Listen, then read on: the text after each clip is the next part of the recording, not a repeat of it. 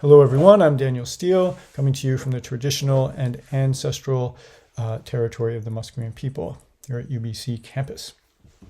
All right, so this lecture is on virtue ethics and public health, and it will cover the Rosier reading from week 3 of the syllabus. So virtue ethics, what is that? Well, the approaches to ethics we've encountered so far have all been focused on trying to give you guidance about the right action. They're trying to give you rules or guidelines or frameworks that will tell you the right thing to do in a situation. Virtue ethics is different than that because it focuses not on the right action so much, but on how to be the right kind of person, on character traits, on how to be, someone of good character. So if you think of a virtue is a stable, positive character trait like being honest, having fortitude. Fortitude is like sort of being tough, not giving up easily. Kindness or helpfulness, these would all be virtues. And a virtue is just a feature of a person. It's a sort of character of this person. And one of the interesting things about virtue ethics, it's kind of, in some ways, the oldest type of ethics that there is. If you look in Western philosophy or, for example, in Chinese philosophy, the older types of philosophies tend to be virtue ethics. So Confucius or Kongzi and Aristotle here are both virtue ethicists. And so, for example, Confucius suggested that the virtuous person, or the Jinzi, practices benevolence by finding harmony between conflicting opposites. Aristotle had a similar idea that all virtues are a mean between the two extremes. So like courage is like between cowardice and foolhardiness. So virtue ethics is a very old type of ethics, and it's one that in the last, say, 40 years or so in Western philosophy has sort of made a comeback in terms of its popularity. So how is virtue ethics different from utilitarianism and deontology? Well, virtue ethics differs from both of these approaches in claiming that virtues are just sort of valuable in themselves and having less focus on rules about how to behave. And the idea that virtues are valuable in and of themselves, independently of the consequences, is something that's brought out by a dramatic example about Private Henry Tandy and Hitler. And this is an example that isn't really a true story. And in fact, most historians think that this was actually Nazi propaganda during World War II. But it's still an interesting story to think about. And in this story, it was during World War II, and Private Tandy had an opportunity to shoot an unarmed German soldier. And he was about to shoot this soldier who was unarmed. And at the last minute, he said, no, I shouldn't do it. It's not good to shoot someone. And he paused, and the soldier ran off and escaped. And the story goes that soldier was Hitler. And so the idea is that if he had shot Hitler, then maybe, that would have prevented the Holocaust and all these terrible things.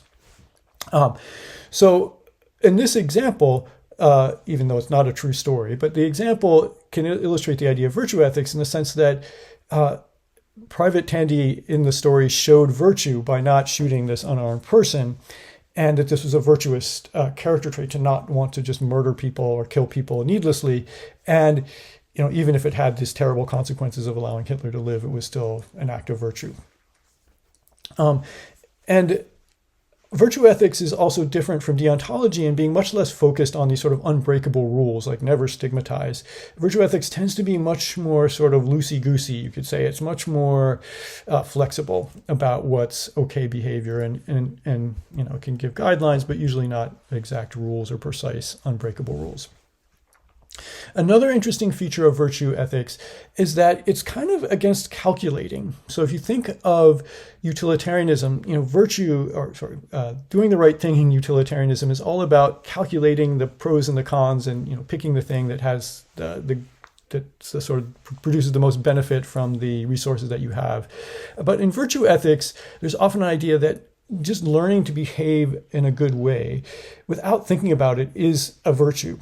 So in this example, I won't read the whole passage, but the idea of the example is a child might initially tell the truth because she's afraid she'll get caught and get into trouble if she lies, but over time just begins to learn to just tell the truth without even really thinking about it. That truth-telling and honesty just become this sort of built-in trait that the person has, and that's what a virtue is. It isn't about calculating. You just naturally behave this way. So acting without a utilitarian calculation of consequences can actually be a virtue, according to virtue ethics. So that's a little bit of a background about virtue ethics and sort of how it compares to deontology and utilitarianism. But you might wonder, how is virtue ethics really very relevant to public health? Because it seems like virtue ethics is really focused on developing individual characters, traits like honesty or courage and things like that. And public health, by contrast, seems much more focused on population interventions, that are administered by organizations like a provincial health ministry. And so on the face of it, it's not clear, what does virtue ethics have to do with public health? And so this is sort of the challenge that the Rozier paper begins with. Rozier points out that many people have approached public health from the point of view of utilitarianism, and Kantianism, ethics, deontology have also been discussed in relation to public health, as the example about stigma and from the Dean article shows. But Rozier points out it's far more rare for people to talk about virtue ethics in public health. And so Rozier has an idea about how to answer that, how to explain how virtue ethics can be relevant to public health. And to see the idea, it's helpful to think of an example of a social structure. And think about an example of a social structure, one here in this example that seems not so virtuous, and one that maybe seems a bit more virtuous. And so the key idea of Rozier is that social structures can be virtuous or unvirtuous in an analogous manner to how an individual person can be virtuous or unvirtuous. So let's work through an example to get the idea about this. So car-dependent cities. This is something, of course, you live in Canada or the United States, you're very likely to be familiar with. The picture here on the slide is from Los Angeles, which of course is sort of in some ways like the original car-dependent city. And so in a car-dependent city, transportation without a car is usually going to be really inconvenient and is often really unsafe. So you can imagine if you're in Los Angeles here and you want to get from this side of the highway to the other side of the highway, and I guess you have this, looks like there's maybe some kind of walkway there that you could walk across. It's not very convenient, not very pleasant for sure. But having these giant highways and all sorts of busy roads like this are going to often mean that things are far apart. So it's difficult to get from place to place except in a car. And then there's so many cars going at these high speeds, it's often going to be unsafe to go anywhere except in a car. So that's one big feature of a car-dependent city. Another is that spending public funds to expand the road system is often going to be politically popular. And that's easy to understand because if everyone drives, and of course no one likes being stuck in traffic, then everyone's going to say, yeah, of course, build more highways, build more roads, add more lanes to the highways, and that way the traffic won't be as bad, and I'll be able to get where I'm going quicker and not be stuck in traffic. And so car-dependent cities illustrate the idea of a social structure. So let's think about that a little bit more generally. What's a social structure? So Rozier discusses a number of different theories about social structure. We're not going to go into those here because this isn't a class on social theory, so we're not going to dive into that stuff. But there's a few things to sort of take away from that discussion. So one is that social structures tend to constrain behavior. They tend to make some options convenient, others not. They tend to sort of encourage people to do certain things and not other things. And of course, that means that social structures can really matter a lot to health because depending on what the behaviors are, it might be encouraging healthy behaviors or unhealthy behaviors. In addition, behaviors encouraged by social structures tend to be self-replicating.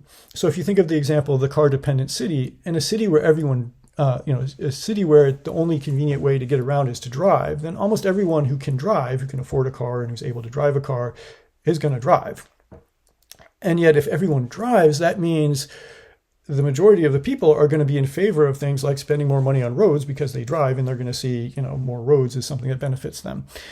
And so that means that once you get into this car-dependent cities kind of situation, it's really hard to get out of it because everyone's going to always want there to be more roads and build more things that are support more car-dependent stuff. And the more car-dependent stuff you have, the more necessary it is for everyone to drive. So this makes social structures really difficult to change.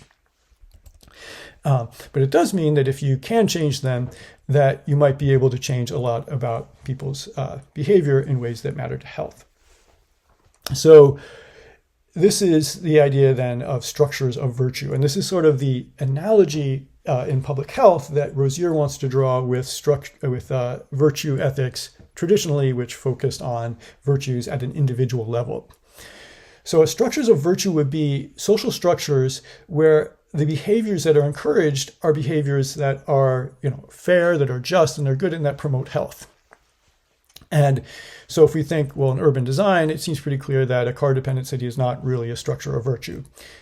And by the way, the Chinese character there next to structure of virtue is li, which is the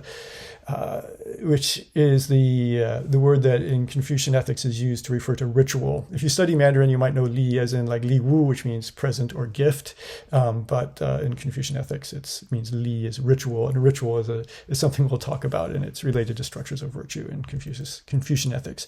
But the Confucian references are in part because it's Chinese or Lunar New Year time. So, and of course, Confucius was one of the greatest virtue ethics of all time. Okay, so let's, away from that digression, back to urban design focused on active transportation. This might be seen as a structure of virtue. So first of all, what are the structures? You can think of these as in part as physical structures like walkable, bikeable neighborhoods, urban green spaces, accessible, an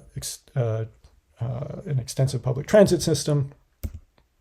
We can think of social norms like that idea that dense urban living is a good thing, physical activity, and quality public transit are all desirable things. Behaviors that would be common in such a structure. People are going to walk, take public transit, ride their bike places. And virtues might include things like physical activity as a part of daily life, accessibility for people who don't drive, and so on. And so the key idea of the structures of virtue is that if you think about, telling people, oh, you should exercise more, you should get more exercise, for example, because, that's good for your health and it reduces the risk of obesity and other things. Now, if you're telling people to do that and they live in a car-dependent city, that might be really difficult for them. And so the idea of structures of virtue is to think about the structures, the social structures that surround people, and whether those structures are things that encourage and promote and facilitate healthier behaviors, or whether they do the opposite. And this is an idea then you can think of as a bit related to the notion of reciprocity, which we encountered earlier in the term, which is the idea that, if you're going to, if public health wants people to behave in a certain way that's more conducive to health, you should think about the ways you can facilitate or support that behavior, and structures of virtue are a kind of a similar idea. So the idea then is that just as an individual can be virtuous, a social structure can be virtuous or not. And those structures of virtue can make a big difference to how people behave. And if you have the structure of virtue, then the healthier behavior will just be something that sort of happens automatically without people having to think about it as much. Okay, so this is the idea of structures of virtue. We'll talk about this in class, and we'll think about some more examples that potentially illustrate this idea, and we'll talk about their ethics. Okay, I'll see you again soon, and bye-bye for now.